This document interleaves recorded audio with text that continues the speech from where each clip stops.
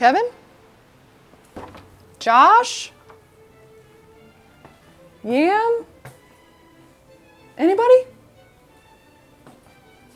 Well, looks like all you lug nuts are stuck with me today. Let's see what video we've got to film. Do Harleys really have more soul?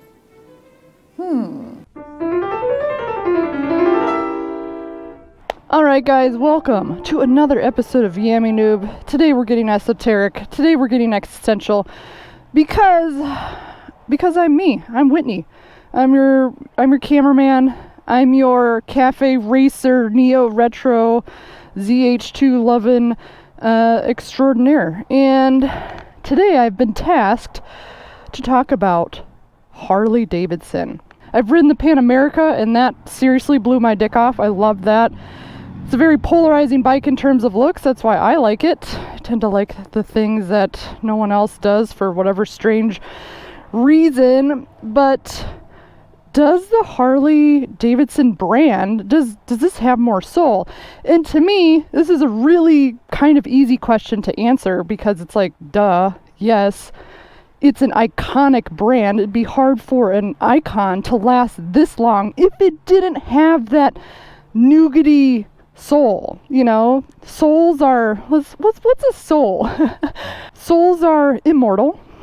They are buried deep inside of us, inside most things. They are coded in some sort of reality buffer.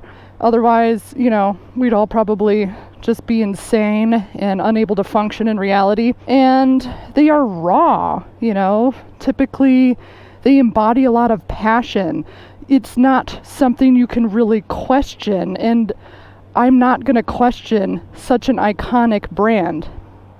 And I haven't really ridden this bike either, but a good friend of mine said that he thinks I would really like it. He thinks I would enjoy the sound and enjoy the vibe because since I do love vintage bikes, I enjoy that feedback. I enjoy the sound, the rumble, the chaotic suspension. You know, I totally understand people who want performance-oriented machines because they plug into your brainstem and it disappears and you kind of become one with speed. I get that, but I'm more this. I am definitely more planet grounded, planet Earth. Now I remember I had this Twisted Road renter and he had been a tour bus driver for like 25 years and he had rented my R9T and he came back with a huge smile on his face. He's like, man, there's just something I love about twisting the throttle and feeling the engine move back and forth. And this feels really planted. He's like, this is a great bike. And I was like, yeah, I love that about older bikes or bikes that kind of have a timeless engine. I like the feedback. And he was like, yeah, me too. He's like, I never understood sport bikes. It always felt like I was trying to balance on a pinhead. And I was like, yeah, that's a good way to put it. This is the polar opposite of that. Also, I've never mentioned this on the internet. I don't think I have or shared this with anyone really, but I'm kind of a sucker for vintage choppers. And so when I see a bobber, I'm thinking like, oh man, get some big forks on there, get like the crazy seat. I don't know any chopper lingo, but I suddenly see like, you know, what hot rod people and drag racers and creative welders were doing in the late 50s, 60s, and 70s. And I'm getting that vibe here. That's like where my mind is going. And there, now you know that about me. Super interesting. Let's get on the road and see if I can surmise a little bit more than just a duh, of course, this has soul. Oh boy. Oh yeah. I'm already digging it. I'm already digging it more than I thought I would. Mid controls, where did my feet go?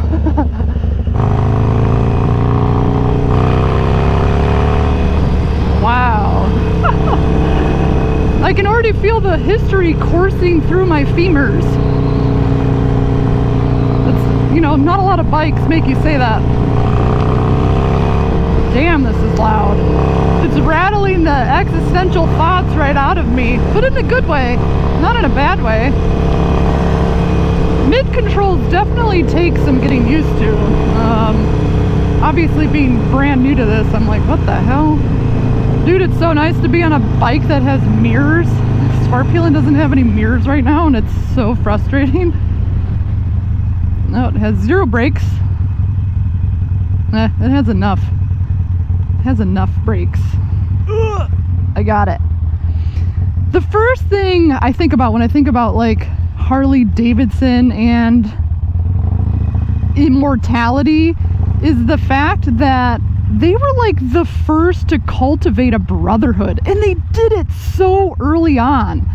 You know, they weren't the fastest, they didn't make the first motorcycle, you know, and back then, I don't know what roads were like in 1908, but they must have sucked, probably. There were probably a lot of dirt roads. And they were the first to kind of like mess with suspension. And that's what I like about these old engines. It's about channeling their history and their culture. And Harley Davidson absolutely crushed it when it came to getting a bunch of people who were passionate about motorcycles together. And they did that before anyone else, and they did it in such a profound way. I mean, they were coming out with like really cool, old school branded jackets, gloves, sweaters, and you know, that was kind of the rise of cars too. The Model T was becoming cheaper, so there was this huge revolution happening in transportation. But people who liked Harley Davidson and people who rode them were like, no, this type of person rides a Harley, and they declared that. Talk about raw passion. You know, it's almost kind of hard to fathom because there is that separation between modernity and, you know, vintage footage, or you know, it's the same kind of feeling you get when you see a black and white photo. It's hard to relate. But there's nothing more American than that. You know, they were going against the grain. They were doing it with passion and raw audacity, and here we are over 100 years later still riding their bikes. I mean, that to me says a lot. Do you wish to be immortal, you know, live forever, or even correct your current life's trajectory into eternal bliss? Then get yourself a pair of flying eyes. Seriously, these are awesome. They're made with Rosilamide, which is an incredibly strong and flexible material, and it's perfect for putting these on while wearing a motorcycle helmet. And if you're like me, talking about souls riding a Sportster into the blinding sun, you need to protect your eyes. So hit that link down below and get yourself a pair today. Also, like, Sportsters they were flat track racing bikes, they were drag bikes, people were turning them into choppers. I mean, it was such a versatile bike that you could mod and create and call your own. And another thing that really stands out, besides every bump in the road, is how heavy this feels. This feels like an expensive machine. This feels heavy. You know, there's no cheap plastics on this. There's no corners being cut for the sake of cost. I can appreciate that, and I enjoy that, and I notice that just by looking at it. Obviously, getting on it too, you can just feel it, and it's pretty agile, you know, kind of just side to side. Like I said, I've never really ridden a bike with mid-control, so I'm getting used to that, but it's going to take more than 10 minutes. But there's something primal about it too, like all the metal and the iron and the rawness. An awesome sound. There's no nostalgia grab here. They've just been doing what they've always done because it works. And it's crazy to think that the love of these motorcycles has carried them this far. You know, and it wasn't up until recently where they, you know, were dipping a toe into the ADV realm. You know, that's insane. I'm trying to think, if I had to describe, I'm trying to channel what a Harley Davidson soul looks like, and all I can picture is just like the paving of highways through the desert, people riding together, being more connected through tarmac and concrete, which really describes a big way that humans have come together. God, could you imagine riding a motorcycle in 1908? That must have sucked. No blacktops, no concrete. There's a character element on this motorcycle that I'm not gonna get from a modern day sport bike. I can't ever get over how modern day sport bikes just plug into your brain and kind of delete the bottom half, and it becomes super cerebral, and it becomes about, you know, mental hurdles and attacking corners and feeling weightless and paying a premium price for that. I love the duality of this though. You know, this isn't begging for me to go fast. This is just begging for me to be seen. It's just a roar, you know, a dominion of self. It's almost like a dominion over material, right?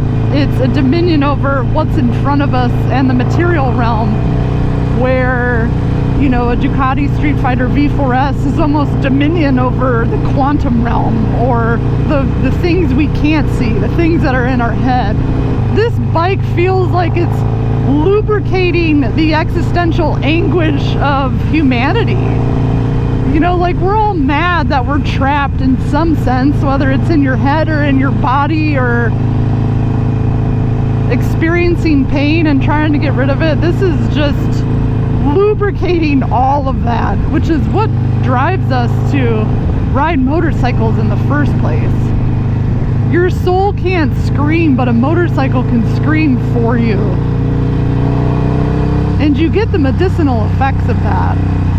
It's so funny to be bobbing down around like soy latte land on a Harley Sportster, but it feels right. Not that I want to annoy anybody, but history's tearing through here. I suppose this is a good time to mention that, you know, if you want to lubricate your soul with a Harley Sportster, then you can get entered to win this bike. I'm laughing because it's true. Like, I'm not kidding. It's really cool to see these people win these bikes and have no idea, you know, what's about to happen. I would be pretty stoked if I won this, not gonna lie. Anyways, get entered to win at yammynoob.co. Sign up. You can get started for as little as $5 a month, or make a purchase at shop.yammynoob.co. Every dollar you spend is every spend you win is an entry to do it. Sorry guys, I'm rusty at this. I think the moral of today's vlog is that, is there a motorcycle that doesn't have a soul? I mean, I guess it's like, even if it's the most budget bike and it's the cheapest thing that you could find or buy, there's still that passion going through it. You're still on a motorcycle. This just has all the history that goes with it that kind of makes it more punchy. It punches you in the face with its soul dong. I'm gonna get demonetized. Oh well, that's okay. Alright guys, let me know down in the comments if there's a bike that doesn't have a soul. I hope my soul jargon was at the very least entertaining, unearthing all you freaky deaky weirdos out there. We were all banded together by Harley, just by proxy to Milwaukee. There ain't nothing we can do about it. Ooh, nice. Every time I almost don't get hit, I feel like I just gained 100 XP. Such a satisfying roll on the throttle every single time. Alright guys, we're at the end of the road. Ends at the Capitol. Well, look at you. You've made it to the end of another Yammy Noob video. You should consider yourself pretty lucky because I have curated this one right over here for you to continue watching. It's probably just as good as the one you just saw. Unless you hated the one you just saw. I don't know, maybe leave me a comment down below about how much you hated it as well too. Or just keep watching this one. Make sure you keep watching Yammy Noob. Don't forget to keep watching Yammy Noob. That's the most important thing. Keep watching Yammy Noob.